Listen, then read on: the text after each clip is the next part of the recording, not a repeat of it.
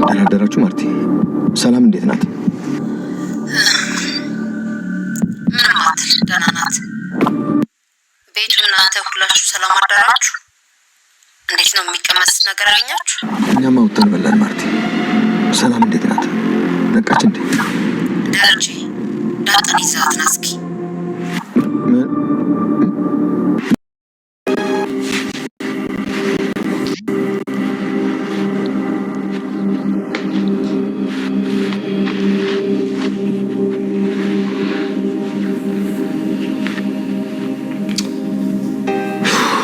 ኤቢ የአይምሮ ህመምተኛ ተጠቂ እየሆንሽ ነው።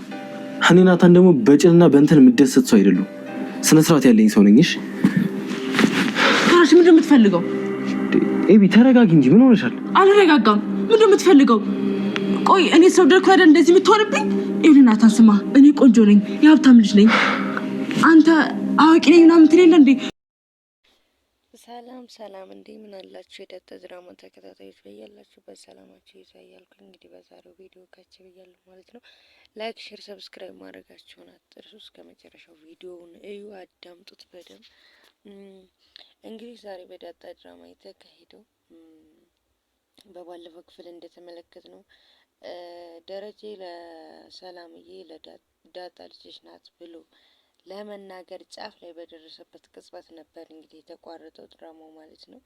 እንግዲህ ነግራታል ወይ ሲነግራት ምን ትሆናለች ምናምን ብዙዎች የሚለውን ነበረ። እንግዲህ ብዙዎች እንደጠበቅነው ያው ፌንት ነው ወይ ፌንት ትበላለች ወይ ትወልዳለች በሚለው ነበረ።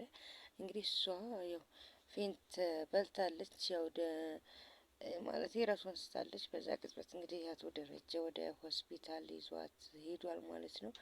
እንግዲህ ወደ ሆስፒታል ይዟት ሲሄድ እንግዲህ ምን ደውሎ ተናግሯል ማለት ነው። እንደተገጣጠሙ ምናምን የሚለው ደግሞ እንግዲህ ሌላ አሳሳቢ ጉዳይ ነው የሚሆነው ማለት ነው። ማለት ሴትዮዋ ትጠረጥራለች። ያው ነገሩ ይለፍ ብላ ሊሆን ይችላል እንጂ የምጠረጥር ነው የሚመስለኝ። ምክንያቱም እሷ ከቤት ስትወጣ አንደኛ ማንም አላያትም፣ ሁለተኛ ነገር ደግሞ ደረጀ ምን ቤት ነው ማለት ለእኔ ሳታናግረኝ ደረጀ ለምንድን ነው እንደዚህ ይዟት እሱ የወጣው ነው ወይም ከቤት ስትወጣ ራይድ ይዤ ልውጣ ብላ ከሆነ የወጣችው ምናምን በቃ ያ ነገር ግራ ሊያጋባትና ሊያስጠረጥራት ይችላል። እና ሌላ ነገር ደግሞ እንግዲህ እሱ በጣም ተጨንቋል። በጣም ማለት በጣም ጭንቅ ብሎታል። እንግዲህ ምን ማድረግ እንዳለበት አያውቅም። ማለት እንዴት አድርጌ ነው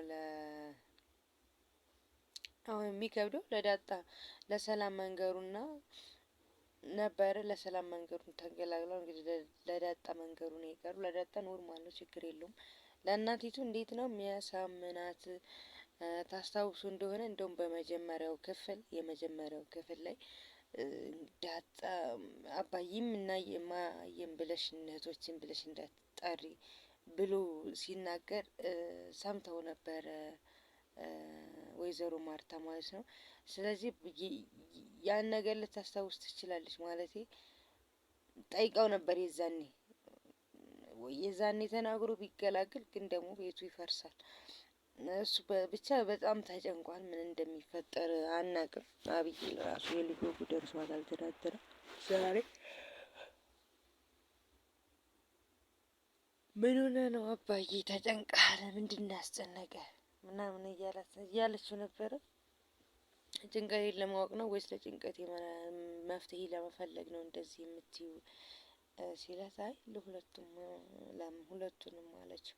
እና ያው እሱማ ነበረ ቤቱ የመጀመሪያ ልጅ ነበርሽ፣ ግን ምን ዋጋ አለው ሲላት፣ በቃ አንቺ እኔ ነኝ ወይ እያስጨነቅኩ ምናምን እያለች ነበር። እና ቂም ይዘብኛል እስካሁን። አይ እኔ ባንቺ ቂም አልይዝብሽም፣ ግን እንዴት ብልቤ አሁንም ቅር እንዳለው ነው እንጂ እንዴት አድርገሽ እንደምክሽኝ ባላቅም ሲላት፣ ያው ናታንን አግብቼ አኮራሃለሁ ነው። ናታንን ማግባት አይደለም ለሱ ኩራት፣ ደግሞ ከሰው ማለት ጥሩ ጸባይ ኖረህ ከሰው ተግባቢ በሰው ዘንድ ተወዳጅ ስትሆን ነው እንጂ እንደዚህ ልህኛ ሴት በጣም ከባድ ናት። እና እሷም እንግዲህ ናታንን እነ ሰላም ሆስፒታል ወዲህ በሄዱበት ታይም እንግዲህ ዳጣና አቢጌልና ናታን ብቻቸውን ነበሩ። እንግዲህ በዛ ቅጽበት ያው እንኳን አጋጣሚዎችን አግኝታ እሷ ምንም አትፈራም።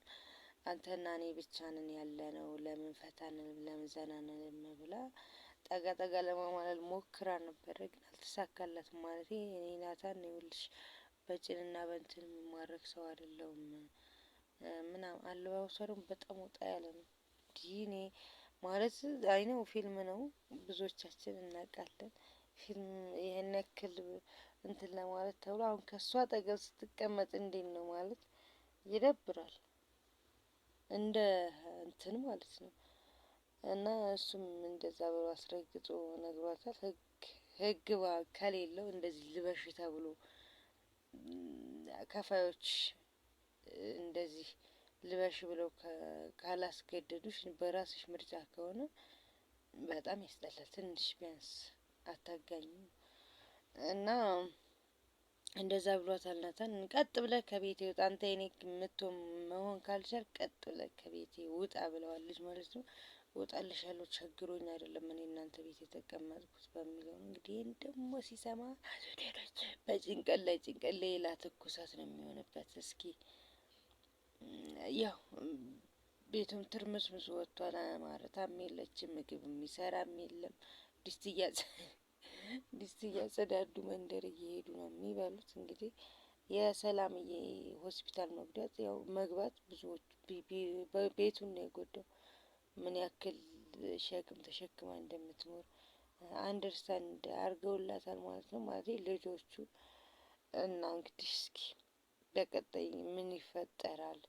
እትዬ ማርታ ደውላ ደሬ እንዴት ነህ? ደህና አደራችሁ ወይ? ምግብ በላችሁ ወይ? አዎ በልተናል፣ ውጪ ሄደን በልተናል ምናምን ብሏት ነበረ። እና ቤት ውስጥ ደህና አድሯል ያለችው፣ ደህና አድሯል ያለ በጣም እየተጨነቀ ነበር። ምንድን ሆና ይሆን? ስትነቃ ምን ብላ ይሆን እያለ አስታውሳ መቆጣጠር አቅቶ ቃሏን ጠብቃ ይሆን ወይስ መቆጣጠር አቅቶት ተናግራ ይሆን እያላት ነበረና እንግዲህ ደውላ ደግሞ ዳጣን ይዛት ና ብላ ስትጠይቀው በጣም ደንግጧል። ምን ይፈጠራል?